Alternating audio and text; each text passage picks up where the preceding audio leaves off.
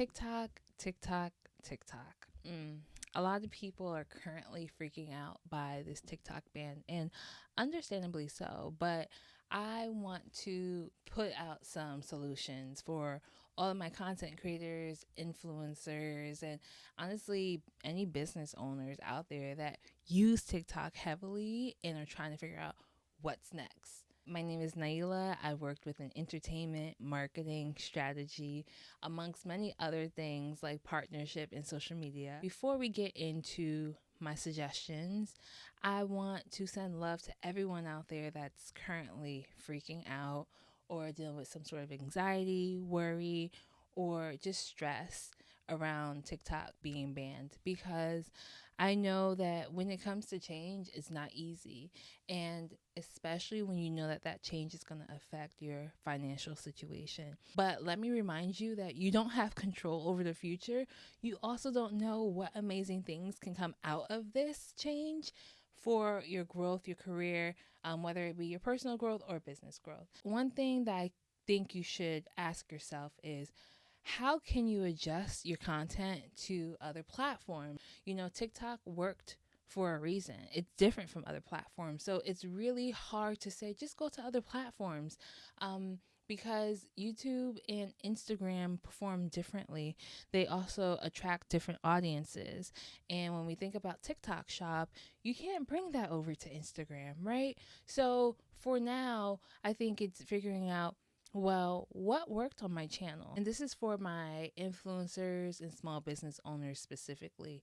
Is there a way for you to shift your content to LinkedIn? When it comes to LinkedIn, you have a lot of people who work in corporate, who are looking for influencers, who are looking for talent managers. It's important to keep your options open when it comes to finding the next best platform as you navigate this pivot. Number two, as you think about where to go next, let's think about what you did right. What worked best on that platform?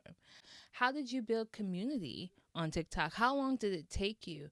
What did your audience ask you for the most on that platform? And if you are on other platforms, are people asking for the same thing or different things? And using that data, maybe it's time to do some research across other platforms, not necessarily using your page and creating content to do the research, but looking at other content creators on these platforms and looking at it like, okay, well, this is what worked on TikTok. These are the people that I connected with the most. Where are those people on these platforms? Because they're not only on TikTok, okay? They're across different platforms, they're around the world, and it's interesting to see what works on each platform based on the content that's being produced. And maybe you can learn something from other content creators who are speaking to the same audience you're speaking to just on that platform. Because as someone that uses multiple platforms, I connect with different creators across platforms, but I still have the same values. I still have the same need for entertainment, but it looks different across different platforms. It just so happens that you were able to build on TikTok specifically, but there's still space for you to build on other platforms. Let's also think about other platforms like podcasting. Let's think about newsletters, blogs.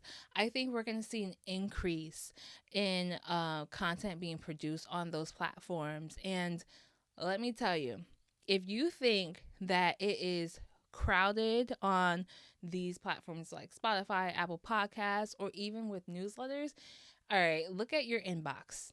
Let's see how many emails you receive from different brands as it relates to marketing a product. Maybe there's a podcast you're subscribed to or a creator you're subscribed to. Don't count yourself out of that. And when you look at how many emails you've received, how many have you opened? How many have you deleted? I think it's important as a creator to look at it from a consumer point of view, because sometimes we get so caught up in like what we're producing, how we're showing up, and honestly getting overwhelmed with what we have to do next that we end up not doing anything at all. But when you really sit back and you remember that you are also a consumer, and looking at how you engage with other creators, with brands that you purchase from, I think it can give you some wiggle room to think, okay, let me think outside the box. And let's not also get caught up in the idea that because of this pivot of this platform shutting down, that you have to start a new business or that you have to create a new product. Listen, if that is not your thing, don't step into it, because that is that is a lot of work, okay? Having a business can be a lot of work. And for all my small business owners out there, shout out to you. Now, for point number 3, a lot of people are seeking this, but I don't see a lot of people feeding into it. And it's activating your offline audience. I think a lot of people are seeking connection. And that's why TikTok works so well, because it's just so fast, so easy. People can comment, engage, they can argue if they want to.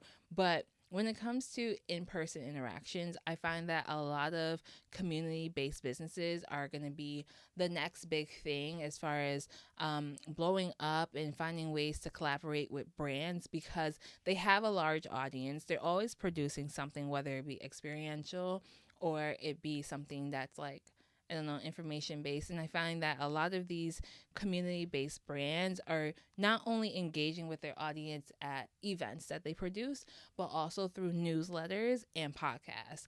And when we look at that and we look at content creators and small businesses, there are opportunities for all of these sectors to produce in a similar way. I think we're going to see a lot of people starting to come together, not only through community, but through partnership and collaboration, which is great.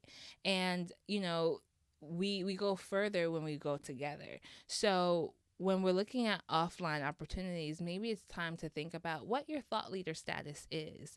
How can you share information beyond how to grow on TikTok? Because obviously that's not going to work anymore. Maybe it's thinking about topics that you're actually passionate about and not what's trending.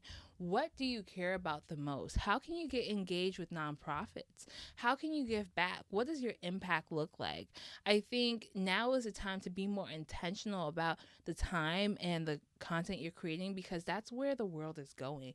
People are looking for things that matter. And maybe if you were in autopilot on TikTok and this change is going to make you pivot into a new space, then that's great. But what does offline you look like? What does that lifestyle look like? How do I get better at networking and showing up in person so that my online energy and personality can match that offline? And now for point number 4, finding the time to reset. I think when it comes to pivoting, a lot of people get so nervous and feel like they have to act fast. And sometimes when you act fast, you do the wrong thing. Okay, sometimes when you're pivoting, you need to just sit down and stay still. And now is a time to really reflect, as we have been discussing throughout this video of questions to think about. Now's the time to sit back and celebrate the wins. Celebrate what you have done successfully on TikTok. Celebrate the fact that you went from somebody who didn't know how TikTok worked at one point. You didn't know what kind of content you were going to create, to then building an amazing brand online and an amazing community, and now figuring out what to do with all of that. People have to pivot all the time. We've seen it with Rihanna, with Beyonce, amongst many other celebrities, entertainers, and performers. And I think as you think about yourself and the journey you've had, it's important to really sit with that and allow yourself to breathe and to feel the emotions. That could look like relaxing for a day. It could look like relaxing for a week. It could look like walking. Maybe you're incorporating more exercise. I think it's also incorporating more hobbies into your life, right? Maybe you haven't cooked in a while, or you just want to go and do some pottery. As a creative, as a creator, you really have to be in tune with yourself to produce properly. I know that there are a lot of people that aren't necessarily showing how they really feel online. They're showing up smiling, acting like everything is fine. It's like, we got this, but deep inside, they're like, oh my God, I know what I'm going to do. And that's fine. But you can't move on to the next thing with the same energy. It's like moving on to another relationship with baggage. It's not healthy. Last but not least, This is not necessarily a forever option. Okay. This is also, I want to emphasize that this is a temporary option and something that I know that you probably don't want to do. And you know what I'm going to say. You know what I'm going to say. When it comes to getting a job, okay, if it comes down to it, and that is your last option, yes, it is easy to think about how a lot of people on LinkedIn are saying that they have been unemployed for the last year because there were so many layoffs last year. Um, but that's not your life. That's not your journey. Everyone is on a said journey, and you just might be that person that applies to a job, gets an interview within the next week, and then you're hired by the end of the month. Don't count yourself out because of what everyone else is dealing with. But two, looking at your skill set and transferring that onto a resume can be difficult because it's such a creative thing to create content and to sell product, and that's marketing. Let's think about what skills can transfer over to the corporate space. And maybe you're not necessarily working for a corporate company, but it could be a small business. What small businesses are out there that need your services? Because the fact that you know how to build a community online, you know how to sell product, I think that can work really well with a brand, especially a small business owner who doesn't want to be forward facing. I think for a lot of content creators specifically, you can be the face of a brand if you want to. You can find your way online and still make money, but just in a different format. Getting a job doesn't have to be a 9 to 5, right? Getting a job could be working with brands and businesses to be a creator for their brand on their platform, which then allows you to build brand awareness, but just in a new way. At the end of the day, it comes down to one, understanding your value, owning who you are, and owning the creativity that you bring on TikTok and moving that to a new space. Two, it's being open to what that space looks like. It doesn't have to be a part of what your initial vision was when you started on TikTok. It could be something totally different, and that's a part of life. Pivoting is a part of life, but pivoting isn't a negative thing. Pivoting just means elevation. And I think another thing is to take care of yourself. Prioritize your self care and your mental wellness, because as you look at what could be, it can become overwhelming when you're trying to do a lot at once. So take time to just be and do nothing. And last but not least, don't forget about the access and resources that you currently have. Tap into your network. If you could just block out the noise for a second and just focus on your world, you know what the reality is, that this platform just might shut down. But that doesn't change who you are or how you produce anything. If anything, it just changes how you move forward and what that growth strategy looks like for you. It honestly might also just change what you want for yourself, because there's a chance that you just got into autopilot mode and you're just like, all right, this is working, I'm going to keep doing it.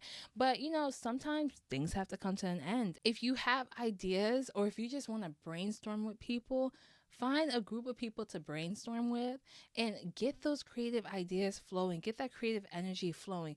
Don't do this alone. You built a community online, and I'm sure you have some people offline that you can connect with. And if you don't, that's okay. Maybe it's talking to AI. You have options, which is what I'm trying to say. You have so many options, and I know it's so much easier said than done. If you're someone that just needs someone to work this through with, I'm happy to chat. I love strategizing with people. I love helping my clients brainstorm on what the next big thing is, especially when it comes to elevating and brand development and growth. So thank you so much for watching this video. I am so excited for you and what's to come. Make sure to subscribe. I am creating more content as we go. I'm trying to fill out the vibe and see what feels best, what people want. So if there's anything that you want me to create more of, please comment below. Until next time, I'm Naila, aka Nai, and I want you to keep thriving and know that you were given a gift and a purpose, and it's not in vain. Keep walking in purpose. Keep thriving. You got this.